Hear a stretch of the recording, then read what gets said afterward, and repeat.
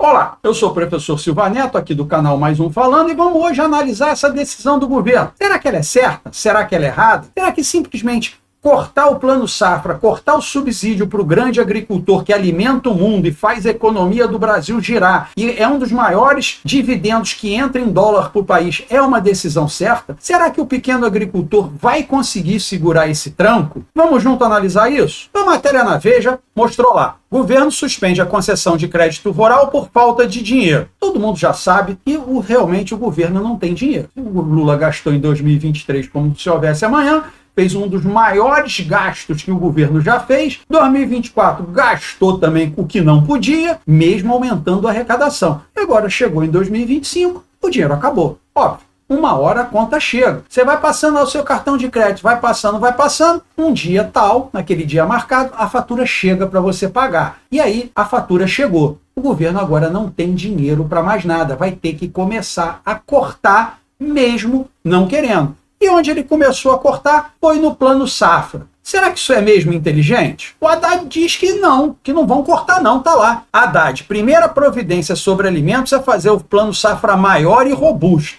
Ora, ou o governo não tem dinheiro, ou ele tem dinheiro para fazer o plano safra maior e mais robusto.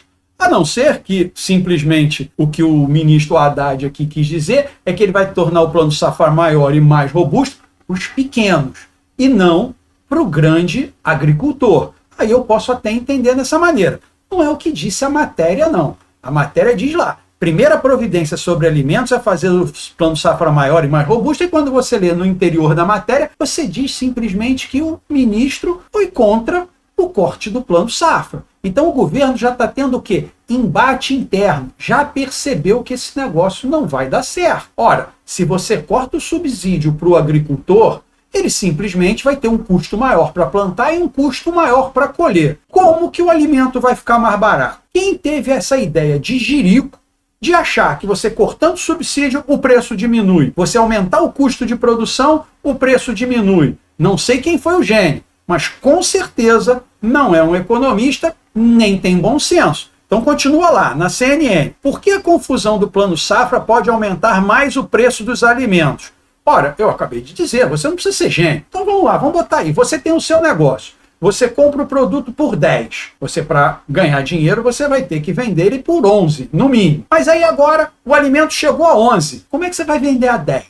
Tem lógica um negócio desse? Não. A mesma coisa o produtor. Vamos lá, ele compra simplesmente o material para ele fazer a agricultura dele, a peça do trator, o combustível, o agrotóxico, seja lá o que for. Aumentou o preço, por quê? Porque acabou o subsídio. Ele tem que pagar agora de forma real. Ele não consegue nem mais pegar empréstimo a um valor menor. O empréstimo que ele pega agora vai ser a juros de mercado. Taxa Selic subindo. Qual agricultor, ou qualquer industrial, ou qualquer pessoa tem a sã consciência de simplesmente pegar um empréstimo quando o juros está subindo? Ninguém vai fazer isso. Simplesmente ou ele vai plantar menos, porque o capital dele ele vai ter que plantar menos, vai colher menos. Se colher menos, a oferta é menor. O que vai acontecer com o preço? O preço vai subir. Mas aí o governo diz, não, mas tem um pequeno agricultor que vai conseguir fazer. Ora, o pequeno agricultor não é escalável. É muito diferente você ter, por exemplo, 50 pequenos agricultores que tenha lá 2, 3 acres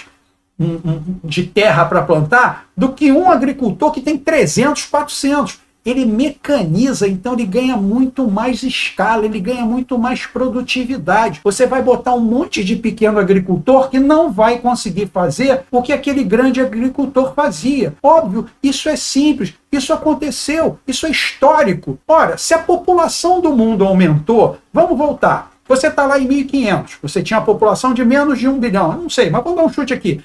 1 bilhão, você tinha uma população de 1 bilhão. A agricultura sustentava. Eram todos pequenos, não era mecanizado e tudo mais. Agora você tem, nesse ano 2025, 8 bilhões de pessoas no mundo. Como é que você acha que você consegue alimentar essas pessoas? Porque você mecanizou, porque você ganhou produtividade, porque você ganhou escala. Se você não tivesse industrializado e ganhado escala, estava todo mundo passando fome. Essa é a grande verdade. Tanto é que a grande população trabalhava no campo e veio para a cidade. Hoje você, com 80%, 90% de pessoas menos no campo, você produz muito mais. Ora, como é que um pequeno agricultor vai conseguir fazer essa escala? Não vai conseguir. A lógica é simples, o preço do alimento vai subir muito mais, porque ainda tem o problema da inflação, que é o governo Lula com déficit fiscal. Então vamos continuar aqui. No Brasil 247, diz exatamente o contrário. Com o fortalecimento da agricultura familiar, preço dos alimentos começam a cair, diz Edgar Petro. Olha, eu li essa matéria e vou dizer uma coisa para você.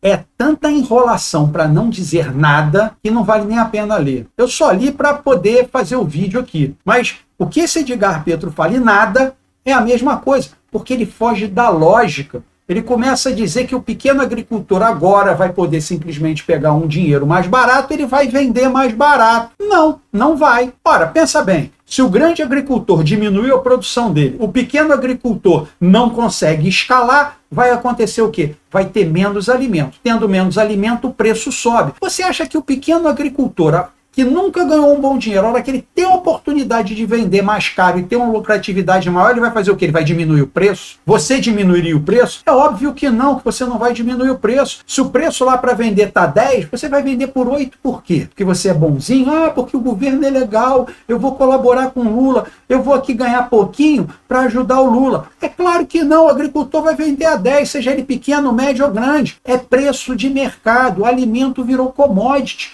Não tem mais jeito, porque se você começar a vender barato, as pessoas vão comprar de você, o outro vai continuar vendendo a 10, como você produz pouco, você vai vender rápido a sua produção, vai ver o seu vizinho simplesmente vender a 10, ele ganhando muito mais que você. Você vai fazer o quê? Papel de trouxa. Obviamente ninguém vai fazer isso. Então, o que a matéria do Brasil 247 faz é, de forma enviesada, tentar dizer que isso é bom, mas não é. A CNN diz o seguinte, análise, crise do Plano Safra tem roteiro semelhante ao caso do Pix.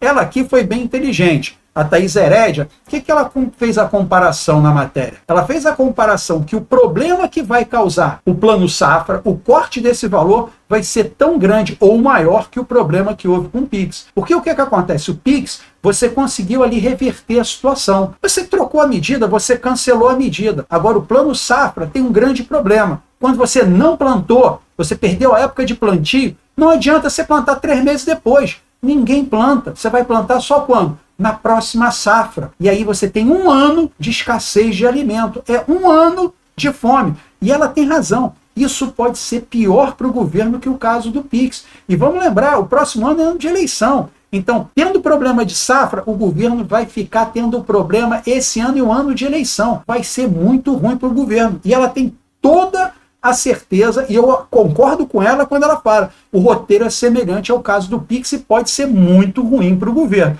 Mas o Lula diz o seguinte, comida barata é minha obsessão. Cara, eu até concordo com ele, sabe? Ele tem obsessão de comida barata. Ele usa cartão corporativo, ele não paga nada, para ele é barato. A Janja lá esbanja, né? O apelido dela não é esbanja. Para ele está tudo barato. Para ele preço não faz diferença, ele não paga. Essa é a verdade. O Lula não paga. Então a obsessão dele de comida barata é retórica, é papo, é para dar manchete. Tanto é que o único que falou foi isso foi quem? Brasil 247, boletim esquerdista, que sempre tenta fazer o quê? Dizer que está tudo bem. Lembra? O governo ficou feliz quando mudou o ministro das comunicações. Agora o Sidônio vai dar jeito. Quando um governo depende do ministro da comunicação para dar certo, é porque tudo está uma M. Não é o Ministério da Economia, não é o Ministério da Fazenda, não é o Ministério da Saúde, não é o Ministério da Educação que importa. O que importa é a propaganda. Vamos tentar esconder, maquiar, fingir que está tudo bonito. Ora, mas quando as pessoas vão no mercado, não adianta. Não tem como esconder o preço da prateleira. E os preços vão continuar subindo se o governo continuar com essas ideias doidas. E aqui vamos até pular isso, pular o negócio da Azul, tá lá. Lula reclama do preço de ovo e quer reunião com os atacadistas. Isso aqui é uma insanidade. O que o atacadista tem a ver com o preço do ovo? Simplesmente ele compra o ovo e revende. Se ele compra o ovo caro, ele vende caro. Qual é o atacadista, o supermercadista que quer vender um produto caro? Ora, quantos supermercados, quantos atacados, quantos distribuidores tem no Brasil? Inúmeros, vários. Eles competem entre si. Então vamos lá, eu sou um atacadista e você é outro. Se você vende o seu produto por 9, eu vou vender o meu por 10?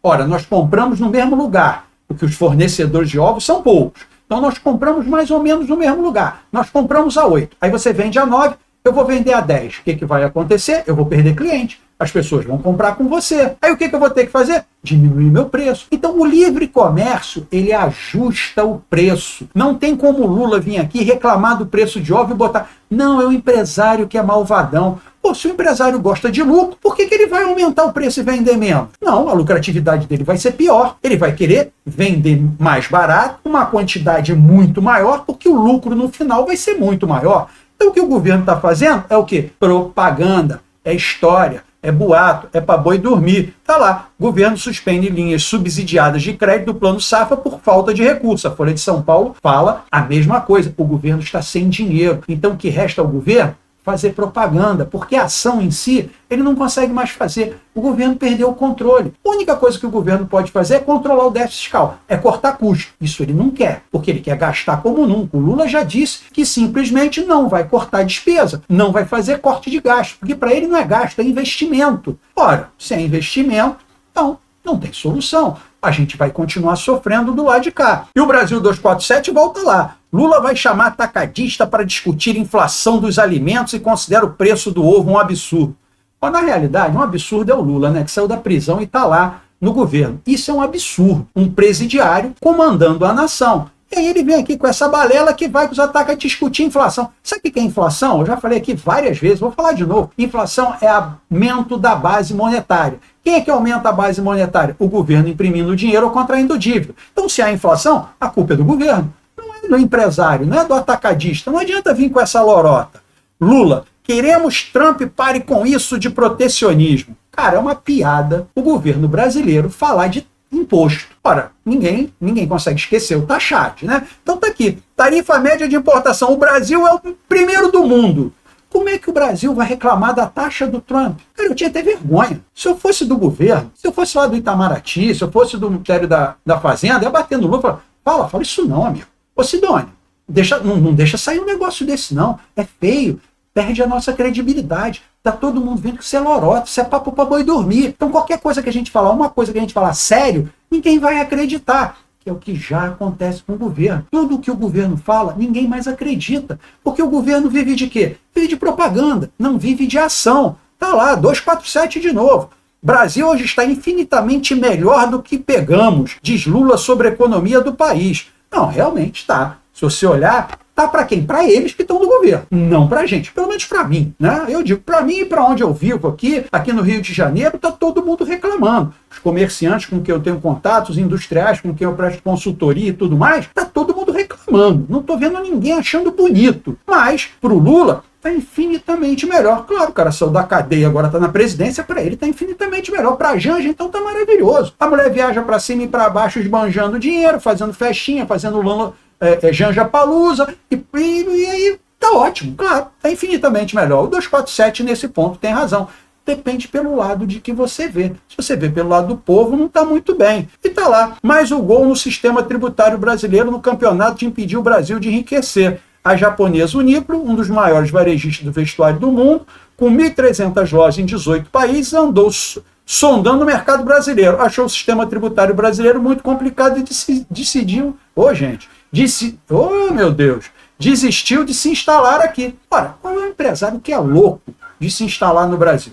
O judiciário cada hora inventa uma regra. A lei não existe mais, é aquilo que o judiciário quer. Daqui a pouco estão aí cancelando, não vão poder nem mais falar nada na internet, nem em lugar nenhum. Já vão cancelar as redes. Porque se eles não cancelarem a rede, eles vão cair do poder. Eles sabem que eles perderam o poder na narrativa. Aumentaram o imposto como nunca. Qual é o empresário que é louco de investir no país? Ninguém vai investir nesse país. Por isso que o capital está fugindo do país. Nós vimos o que aconteceu no final do ano 2024, a fuga de capital. Só acalmou por quê? Porque o Banco Central começou a jorrar dinheiro, começou a tirar dinheiro da reserva. Para você ter uma ideia, o governo federal, no Banco Central, jogou para fora quase 10% das nossas reservas para tentar segurar o preço do dólar. Sim, foi isso que mal ou bem acalmou o dólar. E depois todo mundo viu que o que o Lula fala é só bravata, que ele na realidade não vai fazer mais nada, que o Banco Central, através lá do Galípolo, começou a dizer que ia continuar aumentando os juros, aí o pessoal se acalmou. Então a gente já sabe o que vai acontecer. Mas vai destruir, a inflação vai subir, os juros vão aumentar. Então é um cenário que a gente já pode o quê? Precificar. Então a coisa